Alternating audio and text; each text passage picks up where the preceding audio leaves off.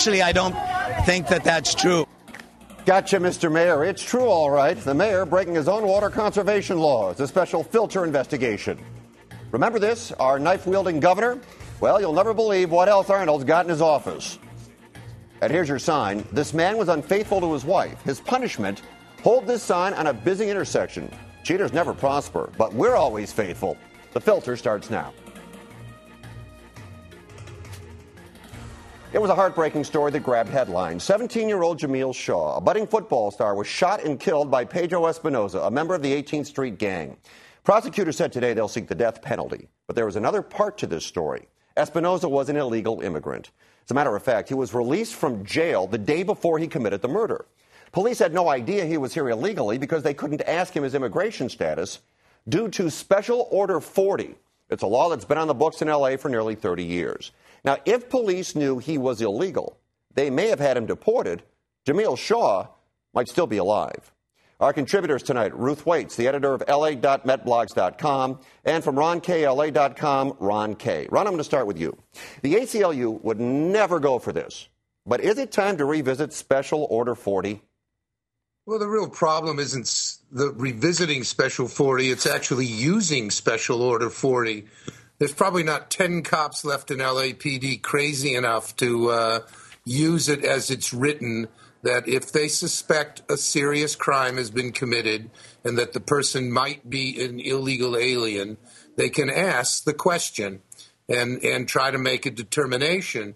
But what's happened is cops who were very zealous about this have gotten, demerits, disciplined. And in fact, over the last 10, 15 years, it's hardly ever used at all. In the Jameel Shaw case, I mean, it wasn't an LAPD case per se, and he was kicked out of jail because almost everybody gets kicked out of jail right away. Yeah, but here's the deal, Ruth. If a police officer were to make that claim, someone would immediately say, you're overstepping your bounds. You're basically targeting somebody here, don't you think? Oh, well, that isn't what Special Order 40 says. I understand. Go ahead, Ruth. Oh, I thought you were talking to me. Well, Special Order 40 is old, it's outdated, and the ACLU is all over it. And anybody who questions it gets nailed by the ACLU. Right now, Council Member Dennis Zine has a motion before the City Council to get around it. And it's been since April. It's been in there, and I don't know exactly what's going on with it now. But the police are stuck. They can do no right because they can't ask, they can't tell, and the thing is outdated. It needs to go. And yeah, it's just not fair that our high schoolers are getting shot by people who are being released from prison because there isn't any room for them. The guy was in there on arms charges. He should have been deported ages ago. Ron, we got 10 seconds left on this topic. You want the last word here? Yeah, what we need is a real immigration policy that lets us identify criminals and get rid of them and undesirable people and to process the rest. And we don't have the political will to do that or the political will to deal with people like Espinoza in the first place. All right. California leads the nation in home foreclosures. At the very least, people need a place to sleep. What if they started sleeping in their cars? It's illegal to do it in Long Beach, but Councilman D. Andrews would like to change that. He's proposing creating special zones like municipal or industrial land, church parking lots, or property-owned community-based organizations to let people park and sleep. You better believe it's going to stir some controversy. Ruth, is it a good idea or would it cause more problems than it's worth? It's a horrible idea. It's a terrible idea. And I just love that let's just push it. As long as I push it out of my front yard, it's okay. I mean, this church parking lot, municipal parking lot. And then the other thing that they want to do is they want to make sure it's open only to former Long Beach residents. So you have to prove that you used to have a home in Long Beach.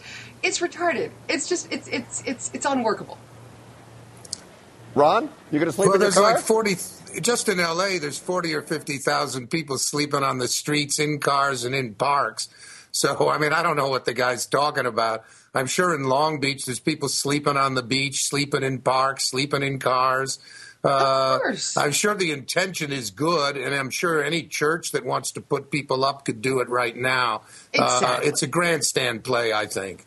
All exactly. Right. And how are they going to enforce that you have to prove that you used to be a Long Beach resident? Really?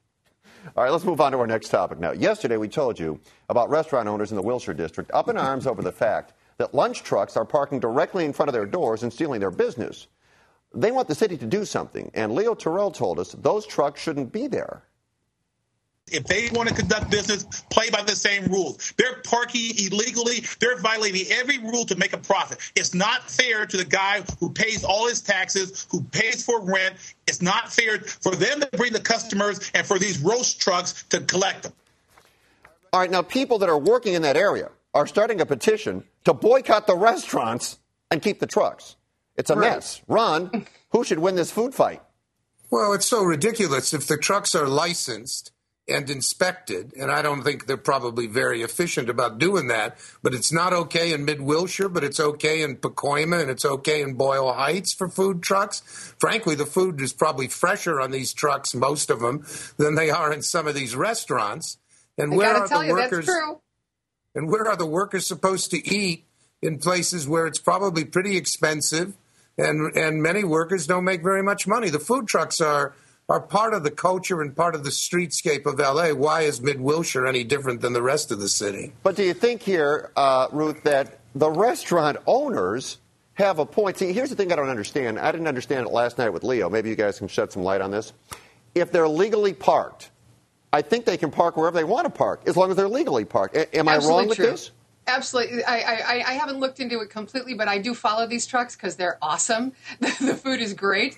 And I follow Kogi on Twitter, and then there's another one that I'm following as well that I haven't tried the food. But it's a fad. It's part of what makes LA LA. You know, it's what's great about this city is somebody has an idea. And I think it's an awesome idea. The food is terrific. I understand the restaurant owners' complaints, and I do think that I know that the trucks get run off if they're in places where they can't legally park. But a lot of times they are legally parked, and people line up, and it is a viable alternative to those ridiculously overpriced restaurants in Mid-Wilshire. Yeah, here's the thing, and I didn't understand it last night, really. I mean, if you're legally parked, and you can be where you need to be, then I understand the restaurant owners are upset about it, but really, what is anybody going to do? They have a right to park. That's a free market, baby. That's what happens. Okay, let's move on. I think it's sort of funny of Leo, of all people, defending property rights to that degree. And I brought that up last night. He just smiled. Okay, let's go on here. When I was a kid and I wanted to know about sex, my parents bought me a book. It's obvious I read that book from cover to cover because I have 5 children. But how would you like it if your kid started to learn about sex in pre-kindergarten? I'm talking about 5-year-olds. Well, the United Nations thinks that's a good idea, and it's recommending that children starting at the age of 5 learn about masturbation and gender violence. They say the program is age appropriate. They call it a universal lesson plan. With all due respect, that's not a universe I'm going to be a part of. Ruth, do you think 5-year-olds should have sex education in school? Absolutely not. 5-year-olds, I don't own a 5-year-old, but I do know friends who have them. And I made some phone calls earlier today about this. And what they're learning when they're 5 years old, they're learning how to hold a pencil to maybe write their name. They're learning what colors are. They're learning basic numbers. Once a week, they learn a sound in phonics. This is not the time to sexualize these poor children. This is nothing they can understand and absolutely nothing they need to have shoved into their heads by the United Nations, of all people, who have such a bang-up job in their record anyway. My guess is one thing that almost nobody needs to be taught is how to masturbate. Maybe they should be teaching, love and peace, not war. The United Nations is lost its mind in its attempt to, globalize the world to some cookie cutter that is totally out of its mind, I think. Ron, Ruth, I agree with you on that. I appreciate you guys doing it tonight. Nice job. We'll talk to you again soon.